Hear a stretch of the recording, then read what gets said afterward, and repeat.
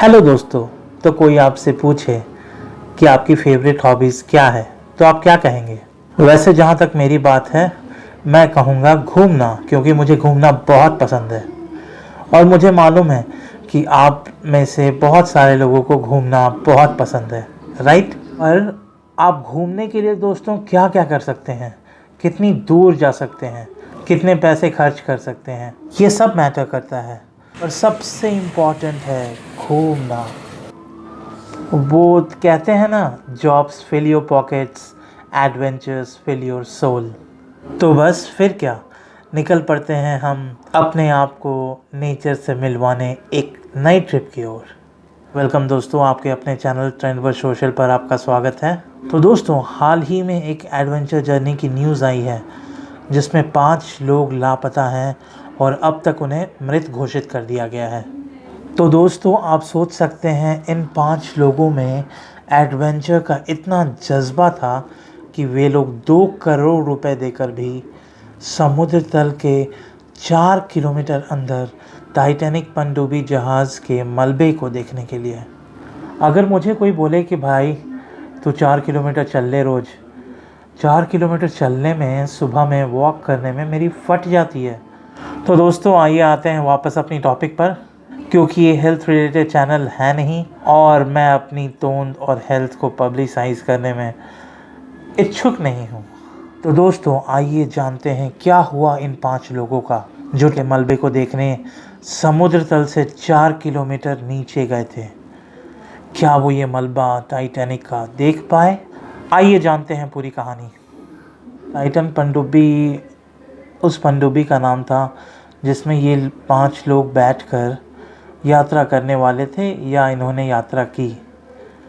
ये 4 किलोमीटर समुद्र तल के नीचे ले जाता और टाइटैनिक मलबे को दिखाता। ये पूरी तरह से एक क्लोज्ड कंटेनर टाइप का था जिसमें सामने की तरफ शीशे लगे हुए थे। शीशे के थ्रू आप देख सकते थे सामने टाइटैनिक के मलबे को। तो ऐसा हुआ कि कनाडा के न्यू फाउंडलैंड पोर्ट मतलब बंदरगाह से पोलर प्रिंस नाम के जहाज़ में टाइटन पनडुब्बी के साथ पोलर प्रिंस नाम का जहाज़ 16 जून 2023, जी हाँ दोस्तों, 16 जून 2023 को रवाना हुई। तो ये जहाज़ का नाम था पोलर प्रिंस। इसमें टाइटन पनडुब्बी सवार था। जिस सतह के नीचे मलबे थे वहाँ पे इस पनडुब्बी को उतारा जाता। तो इस शिप का नाम पोलर प्रिंस था। इसे 18 जून 2023 सुबह 9 बजे GMT टाइम द्वारा, ग्रीनविच मीन टाइम के अनुसार, जहाज़ से समुद्र में उतारा गया इस पनडुब्बी को जिसका नाम टाइटन था। यहीं पर सारे यात्रियों से दस्तावेज साइन करवाए गए, दस्तावेज सही करवाए गए और इस पनडुब्बी को टाइटैनिक के मलबे के पास जो 4 किलोमीटर समुद्र के तल के नीचे थी वहाँ पहुँचना था। इस पनडुब्बी को यह दूरी तय करने में 2 घंटे लगते और वापस आने में 2 घंटे, तो कुल मिलाकर 4 घंटे। 2 घंटे जाने में और 2 घंटे आने में। 4 घंटे नीचे रहकर वहाँ पे यात्रियों को रिसर्च करना था। पनडुब्बी में कुल मिलाकर 8 घंटे की ऑक्सीजन थी, जिसमें 2 घंटे में जाना, 4 घंटे वहाँ पर रिसर्च करना टाइटैनिक के मलबों के साथ, 2 घंटे में वापस आना।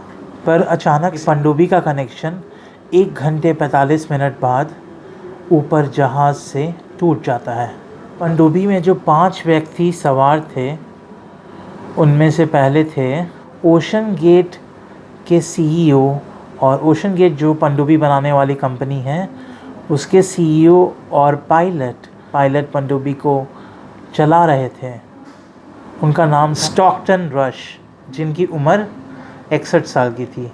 और दूसरे थे हमारे ब्रिटिश उद्योगपति हाशिम हार्डिंग, जो एक्शन एविएशन प्राइवेट जेट के मालिक थे, जिनकी उम्र 58 साल थी। तीसरे थे केमिकल एनर्जी की कंपनी एग्रो कॉरपोरेशन के को-फाउंडर पाकिस्तानी नागरिक जो ब्रिटिश मूल के उद्योगपति भी थे, शहजादा दाऊद, उम्र 48 साल, और उनका बेटा सुलेमान, उम्र 19 साल। बहुत दुखद। ऐसा माना जा रहा है कि सुलेमान एक रूबिक्स क्यूब लेकर पनडुब्बी में गया था, उसे रिकॉर्ड तोड़ना था उस रूबिक्स क्यूब को सॉल्व करके।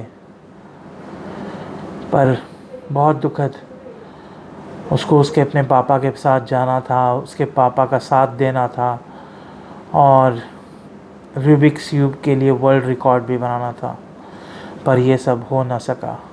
और 5वें यात्री थे 77 साल के फ्रेंच रिसर्चर पॉल हेनरी नार्गियोलेट, जो फ्रेंच नेवी के पूर्व डाइवर और एक कामयाब एक्सप्लोरर थे। करीब दोपहर के 3 बजे GMT टाइम के अनुसार जब पनडुब्बी ऊपर नहीं आई, उसी वक्त कैनेडियन और US कोस्ट गार्ड को इसके बारे में जानकारी दी गई।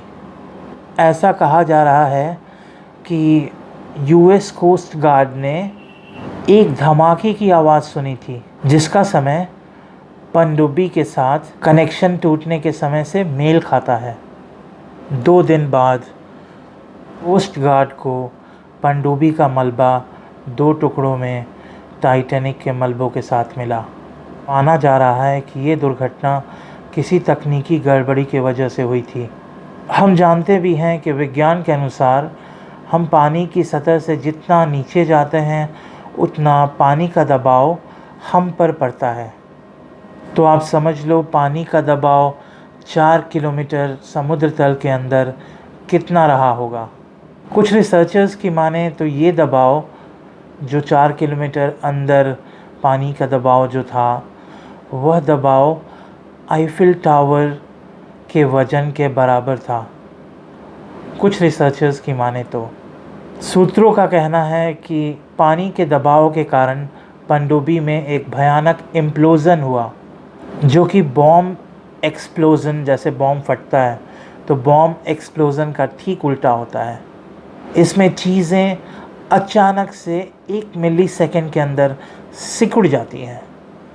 कुछ न्यूज़ चैनल की माने तो ओशन गेट के CEO, जो इस पनडुब्बी के पायलट भी थे, उन्होंने कुछ सेफ्टी कंसर्न्स जैसे कार्बन फाइबर का इस्तेमाल पनडुब्बी बनाने के लिए इत्यादि चीज़ों को नज़रअंदाज कर दिया। हालांकि सच्चाई क्या है, इसे जानने में रिसर्चर्स पूरी तरह से लगे पड़े हैं। अब तक टाइटन के मलबे को भी कोस्ट गार्ड की मदद से निकाल लिया गया है। आश्चर्य वाली बात यह है कि 2021 में एलन स्ट्राडा, जो एक फेमस यूट्यूबर हैं, उन्होंने क्राउड फंडिंग के ज़रिए इस टाइटन पनडुब्बी में पहला ट्रिप किया था, लेकिन किसी तकनीकी गड़बड़ी की वजह से इस ट्रिप को रद्द कर दिया गया। पर कुछ महीनों बाद ही उन्होंने ये ट्रिप सफलतापूर्वक पूर्ण की। वो कहते हैं ना कि नसीब में जो लिखा होता है वो हो के रहता है। तो ये थी ट्रिप पे गए 5 लोगों की कहानी, जो वापस लौट कर ना आ सके। फिर से आएंगे मित्रों कुछ रोमांचक रंग भरी न्यूज़ के साथ। तब तक के लिए स्टे ट्यून्ड। वीडियो बनाने में जो मेहनत लगी है वो आपके सब्सक्राइब, लाइक, कमेंट और शेयर करने से पूर्ण हो जाएगी। धन्यवाद। जय हिंद।